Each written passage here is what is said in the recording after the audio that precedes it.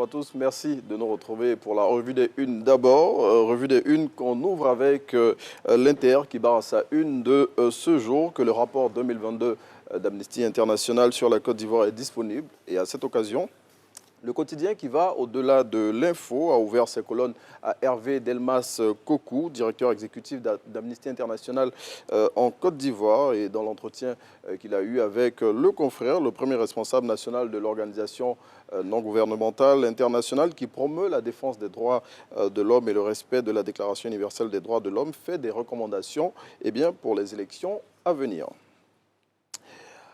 À ce sujet, à sa une de ce jour, Soir Info révèle que des changements importants ont été opérés en vue des élections municipales, régionales et sénatoriales prochaines. Et selon le confrère, les périodes et dates de ces scrutins sont désormais connues et à l'en croire, elles sont différentes de celles qui avaient été annoncées par le président de la République le 6 janvier dernier.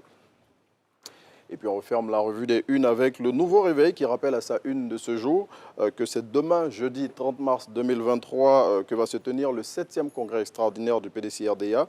Le confrère propose le déroulé de l'activité tout en indiquant qu'Henri Konan Bédié, président du PDCI, a rallié l'ensemble de ses militants sur les objectifs de cette activité.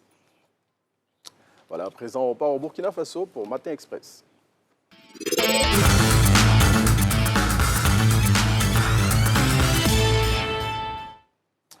Burkina Faso, nous retrouvons notre confrère Bachir Doussa qui se trouve à Ouagadougou et avec lui, on va parler des faits marquants de l'actualité de son pays dernièrement. Et on démarre avec ce sujet relatif à la chaîne de télévision France 24 qui n'émet plus au Burkina depuis ce lundi matin.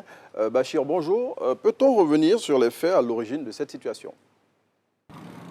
Oui, bonjour Abidjan, bonjour chers téléspectateurs. Effectivement, le lundi 27 mars 2023, le gouvernement burkinabé a annoncé la suspension de la diffusion de la télévision France 24. Dans un communiqué officiel, le gouvernement burkinabé déclare que France 24 fait désormais office d'agence de communication des terroristes. Et pire, cette chaîne offrait un espace de légitimation des actions terroristes. Le gouvernement burkinabé en veut pour preuve l'interview accordée par France 24 le 6 mars dernier au chef d'Al-Qaïda au Maghreb islamique. Mais il convient de rappeler que bien avant cette suspension, France 24 avait été plusieurs fois interpellé par le CSC, entendez par là le Conseil supérieur de la communication, sur les manquements liés au traitement de l'information relative au Burkina Faso.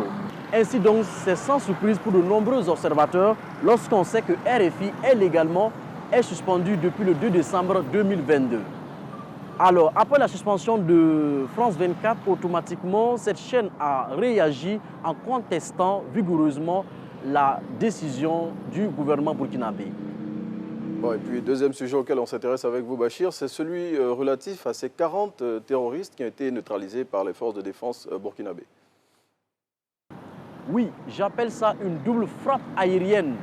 Parce que, figurez-vous, le lundi 27 mars dernier, de nombreux terroristes ont été neutralisés alors qu'ils revenaient pour chercher les dépouilles de leurs compères qui avaient été eux aussi auparavant tués par l'armée burkinabé sur le même site.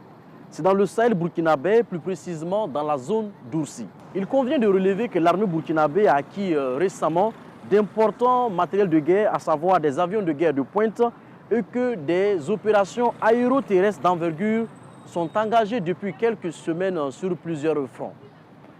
Voilà, merci à Bachir Doussa pour ces deux infos et on retiendra pour la dernière que la lutte contre le terrorisme continue, pas seulement au Burkina, mais dans toute la zone ouest africaine. Voilà, Naomi, c'est ici.